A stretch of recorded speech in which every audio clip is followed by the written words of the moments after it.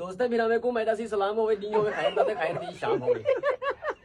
दोस्ते बिरामे को मैदा सी सलाम होवे दी होवे खैर दाते खैर दी शाम होवे होवे ना खुशी धूमधाम होवे गले दी खराशी होवे नजला जुकाम होवे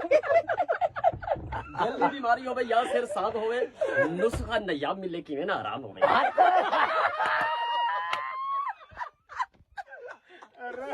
नुस्खा नयाब मिले किवें ना आराम होवे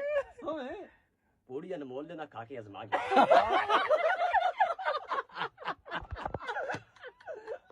पूरी अनमोल दे ना खा के आजमा गिनो अखी दुए मोट के ते एक ही सही खा गिनो अखी दुए मोट के ते एक ही सही खा गिनो